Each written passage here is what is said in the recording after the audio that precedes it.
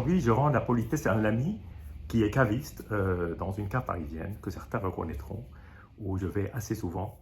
Et je rends la politesse parce qu'un jour, il a fait la surprise d'ouvrir à l'aveugle une bouteille que j'ai prise pour un des plus grands Bourgogne. Et ce n'était pas un Bourgogne, c'était tout simplement un coteau champenois d'une maison en plus que je connais, surtout du côté champagne, c'est-à-dire vin effervescent, à savoir Aigli-Aurier. Alors Aigli-Aurier est une des très très belles maisons de champagne de vignerons, qui est aujourd'hui extrêmement bien établie, bien connue, qui a des cuvées assez extraordinaires et qui, entre autres, cultive extrêmement bien le champagne de Pinot Noir. Ils ont d'ailleurs une cuvée qu'ils produisent qui est 100% Pinot Noir, qui est une des plus belles cuvées de champagne que je connaisse.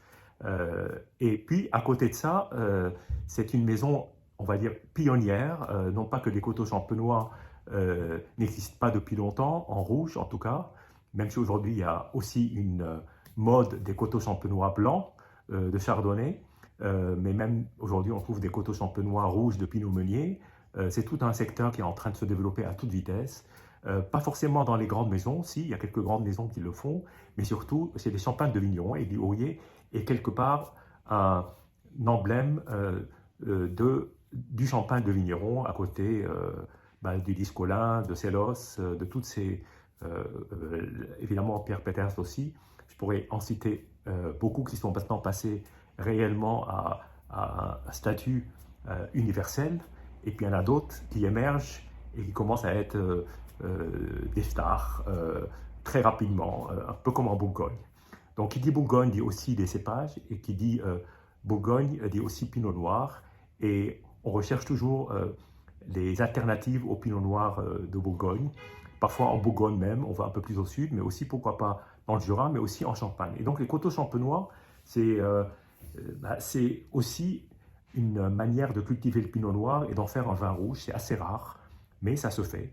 Et Aigli-Aurier a cette cuvée qui s'appelle la cuvée des Grands Côtés 2002, que j'ai déjà eu l'occasion de commenter ici. Mais là, c'est avec plaisir que j'ouvre la deuxième et dernière bouteille qui me reste, que je vais partager tout à l'heure à table avec mon ami Arnaud. Donc, voilà. Alors, j'ai déjà goûté la première bouteille. Chaque bouteille est différente. Il n'y a pas, comme on dit, il n'y a pas de grand vin, il n'y a que des grandes bouteilles, surtout quand elles ont 20 ans, plus de 20 ans d'âge, là. On parle d'un vin qui a 23 ans.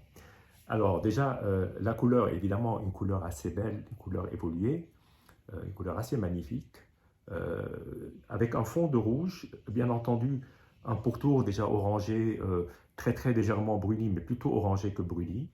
C'est une très très belle couleur. Et maintenant, place à la dégustation. Moi, d'abord, j'adore sur ces vins-là, si la bouteille est en bon état, ce que j'espère. La première, en tout cas, était superbe.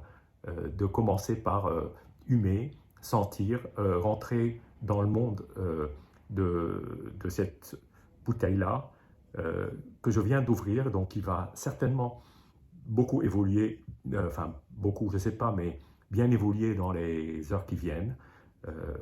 Nous la dégusterons d'ici 2 heures, donc ça lui laissera le temps de se réacclimater à l'air ambiant. L'arôme, déjà, nous met tout à fait, nous envoie tout chousse dans le monde du Pinot Noir de Bourgogne. À l'aveugle, je comprends comment je me suis, on va dire, un peu perdu, parce que je pensais plutôt à un vin de Bizot. C'était un 2012 de mémoire, 2011-2012, que j'avais dégusté. Et là, on est vraiment sur des arômes de Bourgogne, de Côte de Nuit, avec ce mélange à la fois de fruits, de terre un peu sèche, un peu d'humus, champignons, mais surtout beaucoup de fruits.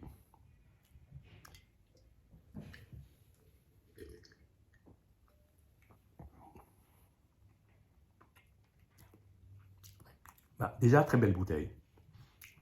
Ça, c'est la bonne surprise. Des fois, on peut avoir des mauvaises surprises. Très bonne bouteille.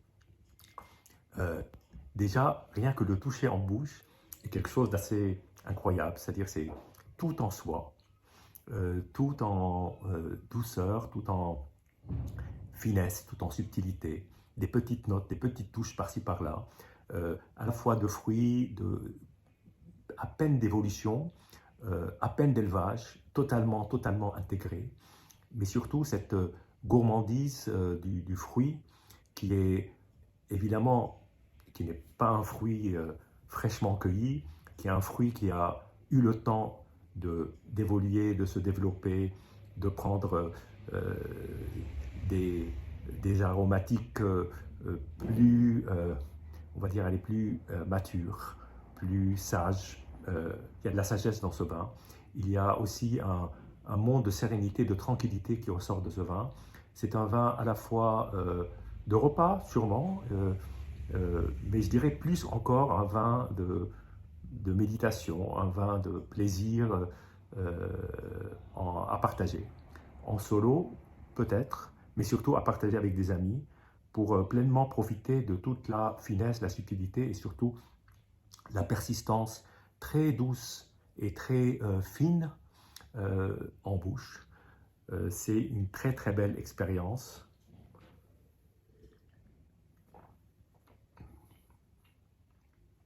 Après, il y a des petites notes qui ressortent avec une très belle acidité, mais des petites notes, je dirais pas mentholées, je dirais pas anisées, mais plus de fleurs, la rose, certains diraient la rose fanée, pourquoi pas.